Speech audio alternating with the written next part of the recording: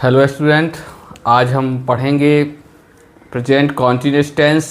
पिछले दो वीडियो में हमने डिस्कशन किया है प्रेजेंट इंडेफिनिट टेंस को बनाना, और आज हम बहुत अच्छे तरीके से प्रेजेंट कॉन्टिन्यूअस टेंस पढ़ेंगे। इसलिए वीडियो को अंत तक देखिएगा ताकि पूरा बेनिफिट मिल सके।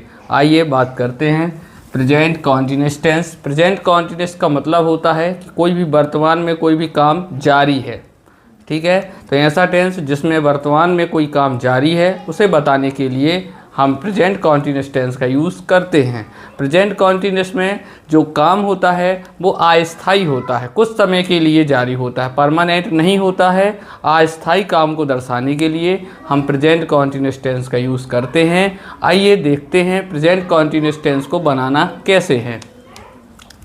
तो पहचान है वाक्य के अंत में रहा है, रही है, रहे है, ये आपको ज़रूर मिलेगा। वाक्य के अंत में रहा है, रही है, रहे है ज़रूर मिलेगा आपको।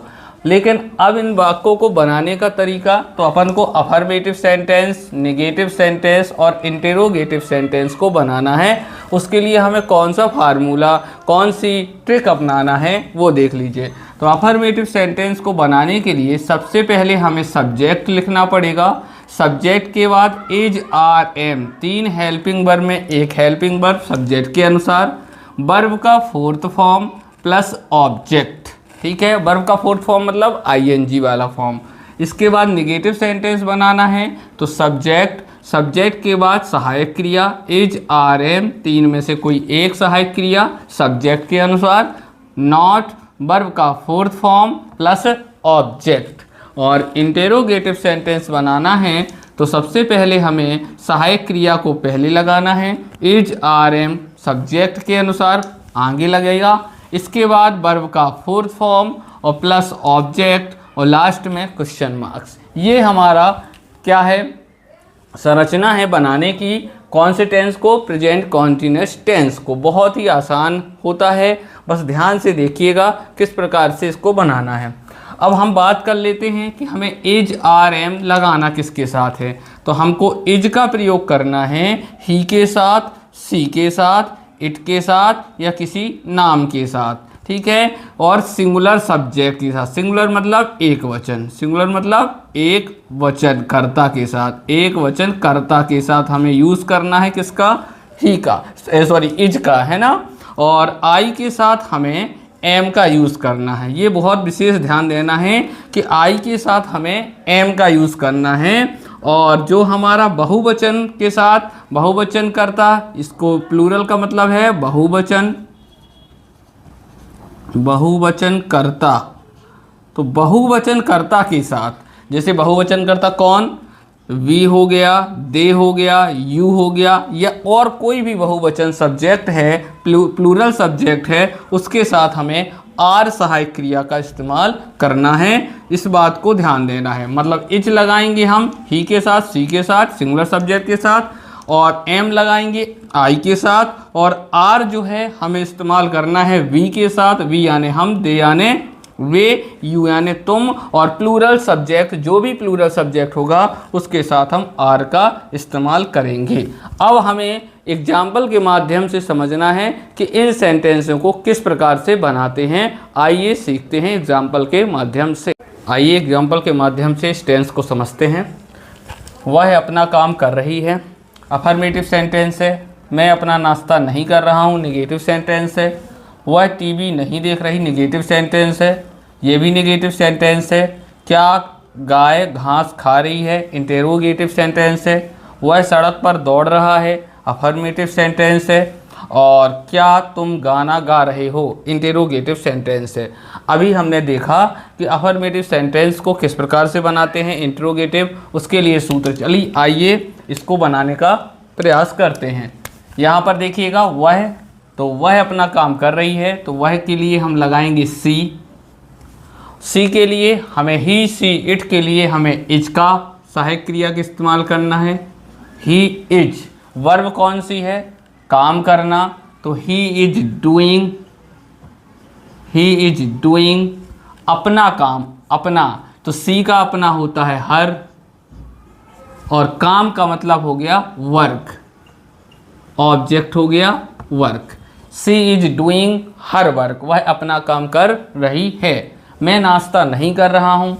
मैं कहला गया आपका सब्जेक्ट, नाश्ता कहला गया आपका ऑब्जेक्ट, और करना आपका कहला गया वर्ब। बस इतने से ही आपको बना लेना है। तो आई के साथ अभी हमने पढ़ा है कि हेल्पिंग वर्ब लगेगी एम, आई एम। अब वर्ब का फोर्थ फॉर्म करना, तो क्या करना, नाश्ता करना मतलब ईटिंग। आई एम नॉट, इसमें नॉट लगेगा, आई एम नॉट नहीं वाला सेंटेंस है। फिर इसके बाद ईटिंग, ठीक है, और क्या नहीं कर रहा है, नाश्ता, तो ब्रेकफास्ट। तो आई एम नॉट ईटिंग ब्रेकफास्ट, मैं नाश्ता नहीं कर रहा हूं या नहीं खा रहा हूं, इस प्रकार से अपन बोल सकते हैं। नेक्स्ट एग्जाम्पल है, वह टीवी नहीं देख रही है, लड़की है, तो उसके लिए हमें सब्जेक्ट लगाना पड़ेगा सी के लिए हमें हेल्पिंग वर्ब लगानी पड़ेगी इज। ये भी हमारा नेगेटिव सेंटेंस है, इसलिए हमें नॉट। वर्ब का फोर्थ फॉर्म देखना के लिए हमें वर्ब का फोर्थ फॉर्म लगाना पड़ेगा देखना के लिए, तो वॉच वर्ब का फोर्थ, तो वॉच का हो जाएगा हमें वॉचिंग, WATCHING, वॉचिंग। क्या देख रही है, वह टीवी नहीं देख रही है, तो सी इज नॉट वॉचिंग, और लास्ट में टीवी। नेक्स्ट एग्जाम्पल है, वे फुटबॉल नहीं खेल रहे हैं, तो वे यहाँ पर हो गया दे, प्लूरल सब्जेक्ट है, तो प्लूरल सब्जेक्ट के लिए आएगा और। नेगेटिव सेंटेंस है तो नॉट। वर्ब का फोर्थ फॉर्म आपको लगाना है, तो प्ले का फोर्थ फॉर्म हो जाएगा प्लेइंग। और क्या नहीं खेल रहे हैं, फुटबॉल, तो फुटबॉल, ये आपका ऑब्जेक्ट हो गया। तो they are not playing football, she is not watching TV, और आई एम नॉट ईटिंग, क्या eating, breakfast. She is doing her homework, क्योंकि यह अफर्मेटिव सेंटेंस है। नेक्स्ट, क्या गाय घास खा रही है, क्या गाय जो है सिंगुलर है, इसलिए हमें यहाँ पर शुरुआत, इंट्रोगेटिव सेंटेंस की शुरुआत हमें किससे करना पड़ेगा, इज से। तो हमें लिखना पड़ेगा इज, फिर लिखना है द काऊ, इज द काऊ। फिर इसके बाद वर्ब का फोर्थ फॉर्म खाना का है माने ईटिंग, यानी क्या खा रही है, ऑब्जेक्ट है हमारा घास, तो ईटिंग द ग्रास, ये हमारा। और लास्ट में क्या, तो हमें इंट्रोगेटिव चिन्ह साइन जरूर लगाना है। नेक्स्ट है, वह सड़क पर दौड़ रहा है, वह, तो हुआ है के लिए हमें लिखना पड़ेगा ही के साथ हमें लगाना है इज। नेगेटिव सेंटेंस नहीं है, इसलिए वर्ब का फोर्थ फॉर्म दौड़ना, तो दौड़ना के लिए हमें रनिंग लिखना पड़ेगा। कहाँ दौड़ रहा है, सड़क पर, तो हमें लिखना है ऑन द रोड, और फुल स्टॉप। क्या तुम गाना गा रहे हो, क्वेश्चन मार्क्स लगा हुआ है, ध्यान देना है। इंटेरोगेटिव सेंटेंस है, इसे बनाना है तुम मतलब यू के लिए हमें हमेशा सहायक क्रिया आर का इस्तेमाल करना है, तो आर, फिर इसके बाद आएगा सब्जेक्ट यू, फिर वर्ब का फोर्थ फॉर्म है गाना, तो ये है गाना, तो सिंगिंग,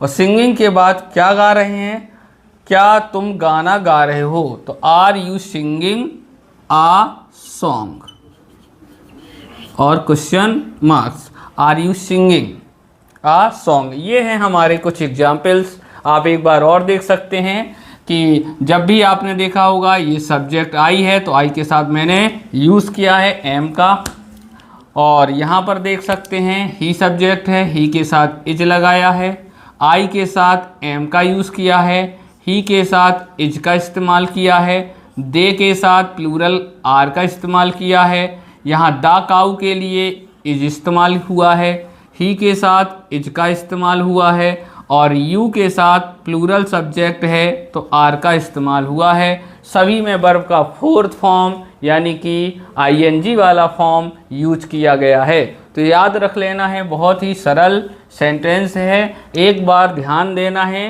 कि आपको सब्जेक्ट के अनुसार ही आपको हेल्पिंग वर्ब लगानी है। आइए देखते हैं और भी एग्जाम्पल जो पेपर की दृष्टि से इम्पोर्टेंट है। आइए कुछ फिल द ब्लैंक्स देखते हैं जो एग्जाम की दृष्टि से काफ़ी महत्वपूर्ण है। आइए, सी खालिस्तान कुकिंग फूड। हम एग्जाम्पल में ऑप्शन में हमें दिए हुए हैं इज आर एम। चूँकि हम प्रेजेंट कॉन्टिन्यूअस टेंस पढ़ रहे हैं इसीलिए जो आपके ऑप्शन भी हैं वो उसी के आधार पर ही दिए गए हैं। सी के साथ चूँकि सी है हमारा सिंगुलर सब्जेक्ट इसलिए हमें वर्ब भी चाहिए सिंगुलर, तो सी के साथ हम लगाएंगे इज, सिंगुलर सब्जेक्ट के साथ सिंगुलर वर्ब। राकेश भी है हमारा सिंगुलर सब्जेक्ट इसलिए इज लगा हुआ है, राकेश इज। अब खालिस्तान हिंदी, अब हमें वर्ब का चूज करना है कि वर्ब का फर्स्ट फॉर्म आएगा, वर्ब का सेकेंड फॉर्म आएगा कि वर्ब का फोर्थ फॉर्म आएगा। तो हम लोग पढ़ चुके हैं इज आर एम के साथ वर्ब का फोर्थ फॉर्म यूज किया जाता है। तो राकेश इज स्पीकिंग हिंदी। इसके बाद यू प्लूरल सब्जेक्ट है, प्लूरल सब्जेक्ट के साथ हमें कौन सी सहायक क्रिया इस्तेमाल करनी है, इज लगानी, आर लगानी, एम लगानी। तो हम पढ़ चुके हैं कि यू के साथ हमेशा आर का इस्तेमाल किया जाएगा। तो आर यू डांसिंग, क्या आप नाच रहे हैं। चिल्ड्रेन खालिस्तान प्लेइंग फुटबॉल, इसमें भी आपको सहायक क्रिया भरना है। सहायक क्रिया helping verb is are am. Children आपका बहुवचन है, बहुवचन मतलब प्लूरल सब्जेक्ट और प्लूरल सब्जेक्ट के लिए हम लोग लगाते हैं आर। अब नेक्स्ट एग्जांपल है सी इज़ नॉट खालिस्तान बुक्स और यहाँ पर हमें ध्यान देना है कि इज लगा हुआ है। इज लगने के कारण हमें जो वर्ब आएगी वो आपको पिकअप करना है और हमें कमेंट में ज़रूर बताना है कि सी इज़ नॉट खालिस्तान बुक्स में क्या आएगा, रीड आएगा, रीड्स आएगा या रीडिंग आएगा।